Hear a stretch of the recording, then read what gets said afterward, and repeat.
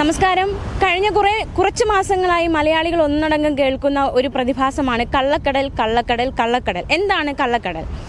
വലിയ രീതിയിലുള്ള നിയന്ത്രണങ്ങളും അതുപോലെ തന്നെ മുന്നറിയിപ്പുകളും ഒക്കെയാണ് ഈ കള്ളക്കടൽ പ്രതിഭാസത്തോടനുബന്ധിച്ച് വിദഗ്ധർ നൽകുന്നത്. തീർച്ചയായിട്ടും മത്സ്യത്തൊഴിലാളികൾക്കും തീരദേശവാസികൾക്കുമാണ് കള്ളക്കടലുമായി ബന്ധപ്പെട്ട് പ്രധാനമായിട്ടുള്ള മുന്നറിയിപ്പുകളും നിയന്ത്രണങ്ങളും ഒക്കെ നൽകുന്നത്. തീരദേശവാസികൾ ജാഗ്രത പാലിക്കണം, മത്സ്യത്തൊഴിലാളികൾ കടലിൽ പോകരുത്, മാത്രമല്ല അവർ മത്സ്യബന്ധന യാനങ്ങൾ സുരക്ഷിതമായിട്ട് കെട്ടിയിട്ട് സൂക്ഷിക്കണം.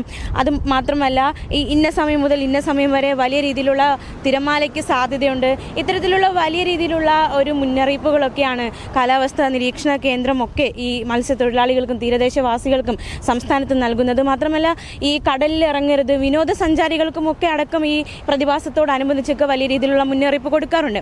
സാധാരണ ഈ മാസങ്ങൾ, എല്ലാ വർഷവും ഈ മാസങ്ങളിൽ ഉണ്ടാകുന്ന സാധാരണ ഒരു പ്രതിഭാസം മാത്രമാണ് കള്ളക്കടൽ എന്ന് കാലാവസ്ഥാ വിദഗ്ധർ പറയുന്നുണ്ട്. എങ്കിൽ പോലും ഇത് വലിയ രീതിയിൽ ജനത്തെ ബാധിക്കുന്നുണ്ട് എന്ന കാര്യത്തിൽ സംശയമില്ല. പ്രത്യേകിച്ചും തീരദേശത്തൊക്കെ വസിക്കുന്നവർക്ക് ഈ വലിയ തിരമാല അവരുടെ വീടുകളെ വെള്ളം കയറാൻ ഇടയാക്കുന്നു. അത് മാത്രമല്ല വലിയ രീതിയിലുള്ള കടലാക്രമണം അവരുടെ ജീവിതത്തെ ബാധിക്കുന്നു. അങ്ങനെ ഒരുപാട് പ്രശ്നങ്ങൾ ആൾക്കാർ നേരിടുന്നുണ്ട്. മാത്രമല്ല ഈ കള്ളക്കടൽ പ്രതിഭാസം ശരിക്കും എന്താണ് എന്നറിയാനൊക്കെ നമുക്ക് ആഗ്രഹമുണ്ടാകും. എന്താണ് ശരിക്കും കടലിൽ സംഭവിക്കുന്നത്?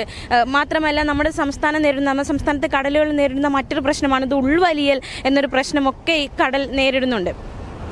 ഈ കള്ളക്കടലുമായി ബന്ധപ്പെട്ട് ഇന്ന് സംസ്ഥാനത്ത് റെഡ് അലേർട്ടാണ് പ്രഖ്യാപിച്ചത്. എന്തായാലും ഉച്ചയോടെ ആശ്വാസകരമായിട്ട് ആ റെഡ് അലേർട്ട് മാറി ഓറഞ്ച് അലേർട്ട് ആയിട്ടുണ്ട്. വലിയൊരു ആശ്വാസമാണത് നമുക്ക് നൽകിയിരിക്കുന്നത്. തീർച്ചയായിട്ടും ഈ കടലിൽ എന്താണ് ഇങ്ങനെ സംഭവിക്കുന്നത്, എന്തുകൊണ്ടാണ് ഇങ്ങനെ ഒരു പ്രതിഭാസം ഉണ്ടാകുന്നത് എന്നതൊക്കെ വലിയൊരു ചോദ്യചിഹ്നം തന്നെയാണ്. നമ്മളിവിടെ വന്നപ്പോൾ ശരിക്കും ഒരു പരാതി പോലെ അവർ തന്നെ ഉന്നയിച്ചു. മാത്രമല്ല നമുക്ക് കണ്ടാലും മനസ്സിലാകും ഈ കടൽ തീരത്ത് ഒരുപാട് വേസ്റ്റ്, പ്ലാസ്റ്റിക് വേസ്റ്റ് ഒക്കെ ഒരുപാട് കാണുന്നുണ്ട്. തീർച്ചയായിട്ടും ഇതിനൊരു പരിഹാരം വേണമെന്ന് അത് ആരാലും ആഗ്രഹിച്ചു പോകും. ഒരുപാട് വേസ്റ്റ് ഇവിടെ ഈ ഒരു തീരപ്രദേശത്തൊക്കെ കാണുന്നുണ്ട്. അതൊരു വലിയ പ്രശ്നം തന്നെയാണ്. തീർച്ചയായിട്ടും ശരിക്കും ഈ സമുദ്രോപരിതലത്തിലുണ്ടാകുന്ന മാറ്റങ്ങൾ ഇതൊക്കെയാണ് ഈ കള്ളക്കടലിന് കാരണമാകുന്നത്. എന്തുകൊണ്ട് കള്ളക്കടൽ എന്ന പേര് വന്നത്? അപ്രതീക്ഷിതമായിട്ടാണ്, അതായത് നനച്ചിരിക്കാത്ത നേരത്താണ് ഈ ഒരു ആക്രമണം അല്ലെങ്കിൽ ഈ ഒരു കള്ളക്കടൽ പ്രതിഭാസം ഉണ്ടാകുന്നത്. അതുകൊണ്ടാണ് ഇതിനെ കള്ളക്കടൽ എന്ന് പേരിട്ട് വിശേഷിപ്പിക്കുന്നത്. തീർച്ചയായിട്ടും ചുരുക്കി പറഞ്ഞാൽ കള്ളക്കടൽ എന്ന് പറയുന്നത് അപ്രതീക്ഷിതമായിട്ട് കള്ളനെ പോലെ വരുന്ന ഒരു തിര അല്ലെങ്കിൽ കള്ളനെ പോലെ വരുന്ന ഒരു പ്രതിഭാസം പെട്ടെന്ന് വന്നു പോകും. അതുകൊണ്ടാണ് ഇതിനെ കള്ളക്കടൽ പ്രതിഭാസം എന്ന് വിശേഷിപ്പിക്കുന്നത്. തീർച്ചയായിട്ടും അതൊരു അപകടകാരിയായിട്ടുള്ളൊരു പ്രതിഭാസം തന്നെയാണ്. കാരണം കഴിഞ്ഞ കുറച്ച് മാസങ്ങളായി നമ്മൾ കേട്ടുകൊണ്ടിരിക്കുകയാണ് ഈ കള്ളക്കടൽ പ്രതിഭാസവുമായി ബന്ധപ്പെട്ടുണ്ടാകുന്ന പ്രശ്നങ്ങളും തീരദേശവാസികൾക്ക് നൽകുന്ന മുന്നറിയിപ്പുകളും ഒക്കെ. നമ്മൾ ഇന്നലെയാണെങ്കിൽ റെഡ് അലേർട്ട് എന്ന തരത്തിലേക്ക് വരെ കാര്യങ്ങൾ നീങ്ങി. അപ്പോൾ നിസ്സാരക്കാരനല്ല കള്ളക്കടൽ എന്ന് നമുക്കിതിൽ നിന്ന് മനസ്സിലാക്കാൻ സാധിക്കുന്നുണ്ട്. മാത്രമല്ല എന്തൊക്കെയാണ് മറ്റ് സവിശേഷതകൾ, ഈ ഒരു കള്ളക്കടൽ പ്രതിഭാസത്തിൻ്റെ മറ്റ് സവിശേഷതകളെന്ന് നമുക്ക് നോക്കാം. മറ്റൊരു സവിശേഷത എന്ന് പറയുന്നത് തീരം ഉള്ളിലോട്ട് വലിഞ്ഞിട്ട് പെട്ടെന്ന് തീര അടിച്ചു കയറും. ഇതാണ് വേറൊരു സവിശേഷത എന്ന് പറയുന്നത്. അപ്പോൾ തീർച്ചയായിട്ടും കള്ളക്കടൽ എന്ന് കേൾക്കുമ്പോൾ നമുക്ക് മുന്നിൽ വരുന്ന മറ്റൊരു ചോദ്യം, ഇത് സുനാമി ആണോ? സുനാമിക്ക് സമാനമായ ഒന്ന് തന്നെയാണ് എന്നാണ് പറയപ്പെടുന്നത്. തീരം ഉള്ളിലേക്ക് വലിഞ്ഞിട്ട് പെട്ടെന്ന് വലിയൊരു തിര അടിച്ചു കയറുന്നതാണ് ഈ ഒരു പ്രതിഭാസം എന്ന് പറയുന്നത്.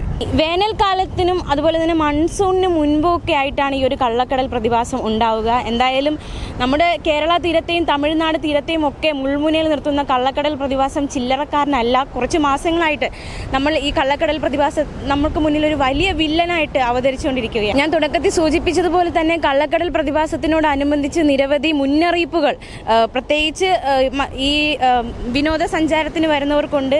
അതിനേക്കാൾ ഉപരി തീരദേശവാസികൾക്കാണ് നൽകുന്നത്. ഈ മത്സ്യബന്ധനത്തിന് പോകുന്നവരൊക്കെ വളരെ പോകരുതെന്ന് പറഞ്ഞാൽ പോകാതിരിക്കുക. മാത്രമല്ല മത്സ്യബന്ധന യാനങ്ങൾ സുരക്ഷിതമായിട്ട് കെട്ടിയിട്ട് സൂക്ഷിക്കണം. കടൽക്ഷോഭം രൂക്ഷമാകാൻ സാധ്യതയുള്ളതിനാൽ അപകട മേഖലകളിലൊക്കെ താമസിക്കുന്നവർ അധികൃതർ നിർദ്ദേശിക്കുന്നത് അനുസരിച്ച് മാറി താമസിക്കാൻ തയ്യാറാകണം. അധികൃതരുടെ നിർദ്ദേശം അതുപോലെ തന്നെ പാലിക്കണം. പ്രത്യേകിച്ചും വിനോദസഞ്ചാരികളാണെങ്കിൽ കടലിൽ ഇറങ്ങരുത് എന്ന് പറഞ്ഞ ആ നിർദ്ദേശം അതുപോലെ തന്നെ പാലിക്കാൻ തയ്യാറാകണം. മാത്രമല്ല കടൽ തീരത്ത് താമസിക്കുന്നവർ അതിൻ്റേതായിട്ടുള്ള ക്രമീകരണങ്ങളും സുരക്ഷാ മുൻകരുതലുകളും ഒക്കെ എടുക്കുന്നത് നന്നായിരിക്കും. അത് ഈ കാലാവസ്ഥാ നിരീക്ഷണ കേന്ദ്രം തന്നെ അതിനുള്ള മുന്നറിയിപ്പുകളൊക്കെ ജനങ്ങൾക്ക് നൽകാറുണ്ട്. അതൊക്കെ കൃത്യമായി പാലിച്ച് തന്നെ പോകണം.